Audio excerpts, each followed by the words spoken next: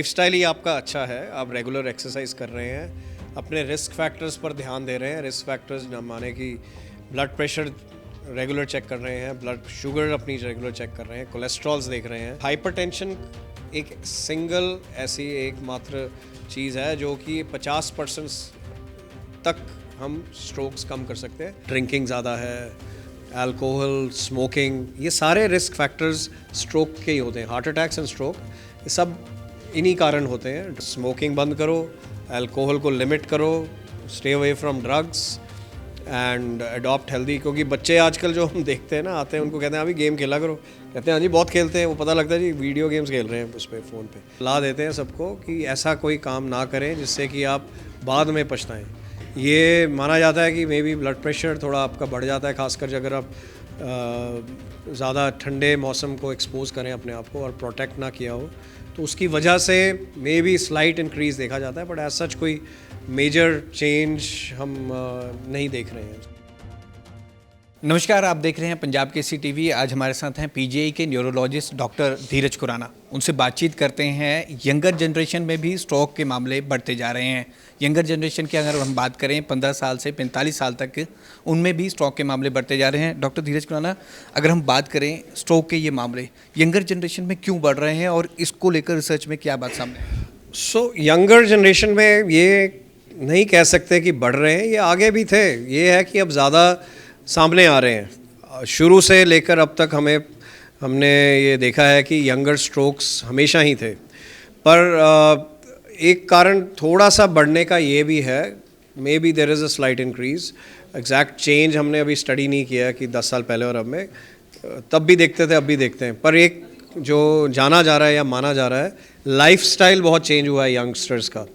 जो young population है वो काफ़ी हद तक अब सिटिंग जॉब्स करती है, आईटी की जॉब्स हैं, वो बैठे बैठे बस कंप्यूटर पे ही बैठना है।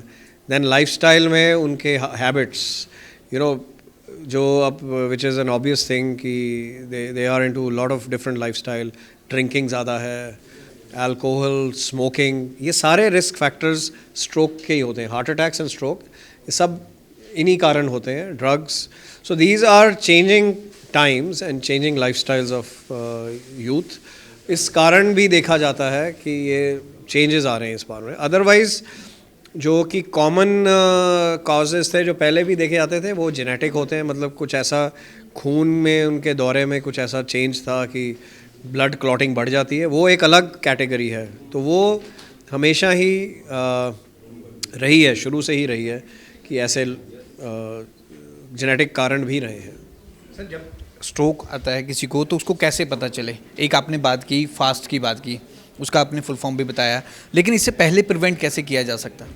सो पहले जानना तो बहुत मुश्किल है, पर सिंपल हेल्दी लाइफस्टाइल, जैसे मैंने कहा कि आप एक अगर लाइफस्टाइल ही आपका अच्छा है, आप रेगुलर एक्सरसाइज कर रहे हैं, अपने रिस्क फैक्टर्स पर ध्यान दे रहे हैं। रिस्क फैक्टर्स माने कि ब्लड प्रेशर रेगुलर चेक कर रहे हैं, ब्लड शुगर अपनी रेगुलर चेक कर रहे हैं, कोलेस्ट्रॉल्स देख रहे हैं, हार्ट डिजीज़ अगर है उसका प्रॉपर ट्रीटमेंट कर रहे हैं, और regular exercise and healthy food खा रहे हैं। तो इसके अलावा तो और अगर ये सब कुछ कर दें तो इनफैक्ट हाइपरटेंशन एक सिंगल ऐसी एकमात्र चीज़ है जो कि 50% तक हम स्ट्रोक्स कम कर सकते हैं अगर केवल ब्लड प्रेशर को ही ट्रीट कर दें। बहुत सारे लोग ब्लड प्रेशर को प्रॉपर्ली ट्रीट नहीं करते हैं, उसको इग्नोर करते हैं, नज़रअंदाज करते हैं, जिसके कारण ये स्ट्रोक्स, हार्ट अटैक्स बढ़ी जा रहे हैं हमारी कंट्री में, खासकर पंजाब में, नॉर्थ में। सो ये रिस्क फैक्टर्स को अगर बचे रहे, so उसका समाधान करें एंड लाइफस्टाइल को इम्प्रूव करें, स्मोकिंग बंद करो, अल्कोहल को लिमिट करो, stay away from drugs and adopt healthy. क्योंकि बच्चे आजकल जो हम देखते हैं ना, आते हैं, उनको कहते हैं अभी गेम खेला करो, कहते हैं हाँ जी बहुत खेलते हैं। वो पता लगता है जी वीडियो गेम्स खेल रहे हैं उस पर, फ़ोन पे। So that is one of the biggest change जो टेक्नोलॉजी ने हमारा इनरोड्स की हैं हमारे लाइफ में, उससे काफ़ी हद तक ये रिस्क फैक्टर्स बढ़ गए हैं। बिकॉज आपकी फ़िज़िकल एक्टिविटी कम हो गई है। वॉचेस तो सबने डाली हैं, पर वो स्टेप्स कितने कोई काउंट करता है, I don't know. So but जैसे वो अब that has become a medical thing right now. Monitoring के लिए हम ये फॉर्मली यूज़ करने लगे हैं। पीपल को कहा जाता है कि इसको आप अपने टारगेट्स को अचीव करो। सो ये सारी चीज़ों को यूज़ करना चाहिए and people should adopt a good lifestyle. Sir, ultrasound की आपने बात की, अल्ट्रासाउंड से ये कैसे पता चलता है? एक दिल के सुराग की आप बात कर रहे हैं, वो क्या सुराग? सो ये अल्ट्रासाउंड जो है बेसिकली न्यूरोसोनोलॉजी में हम जितने भी न्यूरोलॉजी से रिलेटेड कंडीशंस में अल्ट्रासाउंड यूज़ करते हैं उसको न्यूरोसोनोलॉजी की फील्ड कहते हैं. सो वन जो बहुत अहम एक इंटरेस्टिंग चीज़ देखी गई है, हार्ट में सुराख, और पेटेंट फोरामेन ओवेल वाली की बात कर रहा हूँ, और भी होते हैं, पर जो स्ट्रोक से इमीडिएटली रिलेटेड माना गया है यंग स्ट्रोक्स में कि अगर वो सुराख पाया जाता है तो हो सकता है, ये नहीं कि ज़रूरी है, बिकॉज नॉर्मल पॉपुलेशन में 30 से 35% एटलीस्ट 25% में देखा जाता है. बट अगर कोई स्पेशल कंडीशंस उस मरीज़ में हो या उस इंसान में आ जाए तो वो एक स्ट्रोक का कारण बन सकता है कि क्लॉट बॉडी से एक से दूसरी साइड जाके ब्रेन में चले जाता है. सो वो डिटेक्ट करने के लिए अल्ट्रासाउंड एक बहुत ही सिंपल प्रैक्टिकल तरीका है. सिंपल कि उसमें कोई बड़ा कोई हमें वो लैब की ज़रूरत नहीं है, एक अल्ट्रासाउंड मशीन की ज़रूरत है, और उससे अगर हम ये डिटेक्ट कर लेते हैं कि बबल्स हम इंजेक्ट करते हैं बॉडी में, तो अगर वो बबल्स हम ब्रेन में डिटेक्ट कर लेते हैं तो वो हमें एक इंडिकेशन देता है कि इसमें हो सकता है वो सुराख है. फिर हम फर्दर टेस्टिंग करते होते हैं, जो खास करके जो यंग स्ट्रोक्स हैं या युवक हैं जो स्ट्रोक्स के साथ, तो अगर वो डिटेक्ट हो जाता है देन उसका समाधान भी है, क्लोजर कर सकते हैं ताकि स्ट्रोक्स बार बार ना हो. सो उसका ये महत्व है कि इम्पोर्टेंस यही है, अगर हम उसको डिटेक्ट कर पाएँ तो फिर हम उसको स्ट्रोक से बचा सकते हैं इंसान को. सर अफ़ीम की मैं बात करूंगा क्योंकि हमने कई जगह देखा है, हम अपने फ्रेंड सर्कल में भी देखते हैं, पंजाब के साथ हमारा जुड़ता एरिया चंडीगढ़, कि अफ़ीम खा लो और आपको स्ट्रोक नहीं आएगा, खून पतला कर देगा. इसमें कितनी सच्चाई है, व्यूअर्स को बता. ये हम बहुत सालों से ये कहने की कोशिश कर रहे हैं, लोगों को प्रचार करने की कोशिश कर रहे हैं कि अफ़ीम में ऐसा कुछ साइंटिफिक प्रूफ नहीं मिला है अभी तक, और ये सारा एक अंधविश्वास है, एक मिथ है जो कि इतने सालों से पंजाब के लोगों में खासकर ये प्रचलित है. तो उसकी वजह से लोग जब भी आते हैं वो पहले वो अपने डॉक्टरी मार के अफ़ीम दे देते हैं, और उसकी वजह से बहुत देरी से पहुंचते हैं, वो वेट करते रहेंगे जी ठीक हो रहा है. सो हम यही सलाह देते हैं सबको कि ऐसा कोई काम ना करें जिससे कि आप बाद में पछताएं, क्योंकि एक बार देरी जब हो जाती है फिर अधरंग का इलाज नहीं हो सकता है.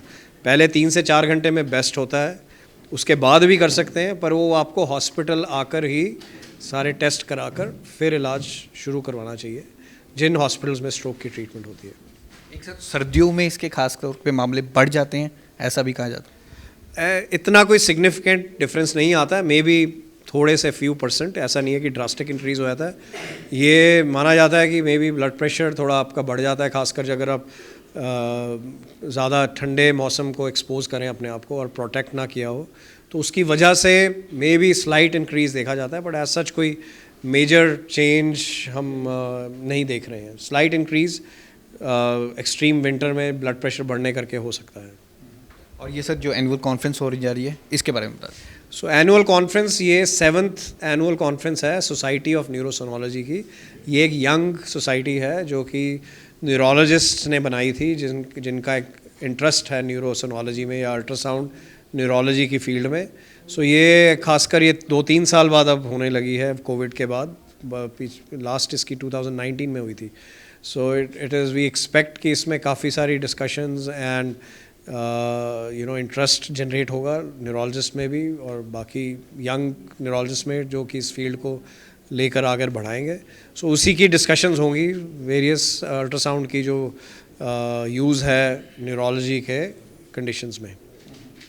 एक सर लास्ट क्वेश्चन है, जो डेरा बसीम में गुग्गा टब्बी में जो इंजेक्शन लगाया जाता है, लास्ट टाइम भी आपसे बात हुई थी, ज़्यादातर जिन मामलों में स्ट्रोक्स आ रहे हैं पेशेंट अपना ट्रीटमेंट पीजीआई में भी करवा रहा है, लेकिन वो उधर भी जाएगा और 2 इंजेक्शन जरूर लगवाएगा. वो क्या चीज़ है, क्या आपके नोटिस में आई है अभी तक? वो देखो उसके बारे में मैं क्या कुछ कह तो सकते नहीं है, वो तो लोगों के अंधविश्वास है जी. वो that is not run by any formal specialist और a medical specialist. I would strongly advise the public कि जाने क्या कर रहे हैं, क्योंकि हम किसी को फोर्स तो करते नहीं. काफ़ी हद तक हमने देखा है कि काफ़ी बार ऐसे आते हैं मरीज़ यहाँ आके भी कहते हैं जी हमने इलाज वहीं कराना है.